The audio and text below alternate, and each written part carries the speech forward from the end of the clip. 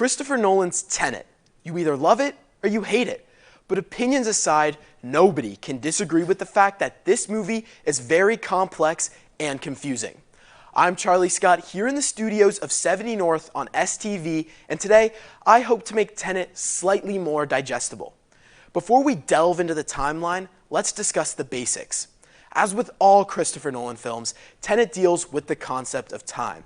However, instead of dealing with time travel, Tenet deals with time inversion, which means instead of an instantaneous jump to the past like you see in Back to the Future, you have to continuously live in real time while the world reverses around you. As explained by the unnamed scientist, this happens by reversing an object's entropy. In case you don't remember what that means from chemistry class, entropy is essentially a measure of the dispersal of energy. So the best way to think about that is that the time inversion in Tenet is to think of it as if all the world's energy is reversed. Hence, why inverted fire makes you freeze and why you can't breathe the outside air while you're inverted. I know, it's crazy. But now, let's talk about the dreaded timeline, which is somehow more confusing than the chemistry and the physics. And for this, we're going to need a visual, so let's head over to the TV right here. Now, in this video, we are going to be discussing some major plot twists and theories that involve Tenet. So if you haven't given Tenet a try, make sure to tune out and come back to this video once you've watched the film. Now, another note before we jump in this video, I'm only going to be explaining the timeline of the two major characters. Those, of course, being the protagonist, who, for the sake of this video and for the sake of my voice, so that I don't have to say the protagonist like 8 million times, I'm going to call him John, and we're going to call the other main character Neil. Okay, and without further ado, let's jump in. So, the beginning of the timeline is fairly self-explanatory. We follow John as he tries to collect a mysterious object at the Kiev Opera House. Unfortunately for him, however, he gets captured and has to take a cyanide pill. That pill turns out to be fake and part of the recruiting process for a mysterious organization known as the Tenet Organization. Hang on to that thought for later. From there, he meets our unnamed scientist, he meets Neil, and he has the Freeport mission. After that, he goes on the boat trip with Kat, and now is where stuff really starts to go down. Remember that object from before? Turns out it was of importance, and it is now in the hands of Sator, a Russian warlord set on destroying the world. So, John and Neil try to steal back this object during an epic car chase heist, but they unfortunately fail, and the object stays in Sator's hands. After this battle, Kat gets shot with an inverted bullet. Now, remember when I talked about the laws of entropy? In order for an inverted bullet to heal properly, Kat must also get inverted. So, John, Neil, and Kat all reverse themselves. And while inverted, John attempts to steal the object back and fails. Thankfully, he is rescued, and as the trio inverts through time, they travel to the only other turnstile they know of. That, of course, being the Freeport from the mission before. Now, as it turns out, in that mission that we saw earlier in the movie, the man that John was fighting was himself. And the person that Neil mysteriously let go and unmasked was actually the forward-moving version of John.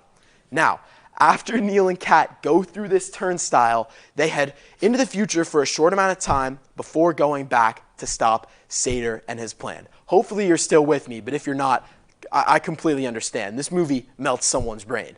Now, Sator's plan involves something called the algorithm, and it involves burying that algorithm so that no future humans can get it. Now, what is the algorithm? The algorithm is a scientific equation that will invert the entropy of the entire world, thus destroying the past. Now, they have to rescue this algorithm through something that is called a temporal pincer. I should create like a vocab sheet with words from this movie because there is so much to remember and think about. But either way, what a temporal pincer is essentially just a time maneuver where one team goes forward and one team goes backward. And after the battle, since they both end up at the same spots, they tell each other exactly what happens over the course of like in between my hands, and they tell each other exactly when that happens. I don't know why I do this with my hands, but it feels right. You know, like it's one big loop, right? Okay, so John is on the red team for the battle. So he inverts a little bit, and then he reverts for the whole battle. Now, they go through with the battle. They rescue They rescue the algorithm at a last-minute ditch effort after they get pulled out of the hole. And then we get the final exchange between Neil and John, where Neil then reveals that the entire Tenet operation was created by John, and that John recruited Neil many years in the future. John then kills Priya, which confirms what Neil said, that the Tenet organization is his. And now, here's where some of the crazy speculation and theories come in. Kat's son, his name is Max, or Maximilian if you want to extend that a little bit. Now, when we look at the last 4 letters of Maximilian, I know this sounds absolutely crazy, and it's cut off by the TV, but the last 4 letters of Maximilian are N-E-I-L. That's right. You take those last 4 letters, you invert them like everything else in the movie, and you get Neil. So, Neil is Kat's son, and Max, or Neil, was recruited by John many years in the future and then inverted himself all the way back to the opera Stalsk 12 moment right here. Remember, like we have our rows and our columns, right? So Neil, from being a young kid, inverted himself all the way back to the opera siege. And we know that because of the keychain on his backpack, which we also see when Neil was saying goodbye to John for the last time. Now, after Neil saves the protagonist, or John, at this opera siege, he travels with John. It's pretty self-explanatory, follows the same path up here. They invert here, right? They go through. Neil unmasks the protagonist here once again. They come down. Neil then is on the blue team for this final battle, right? So he is basically inverted for the battle. So he doesn't have to go back and then go forward like the protagonist did. He just goes straight into the battle, and halfway through, he notices a trip mine on the entrance to get the algorithm. So what he does is he goes forward to try to save the protagonist and Ives, who are down in that tunnel about to get crushed.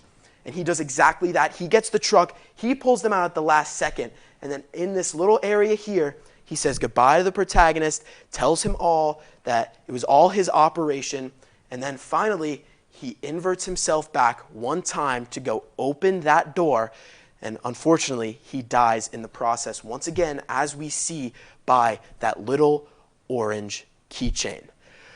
All right, I'm coming back to camera 1. And look, hopefully that cleared up your confusion. If it didn't, I completely understand. And despite all the hate Tenet gets, I personally think that it is a masterpiece.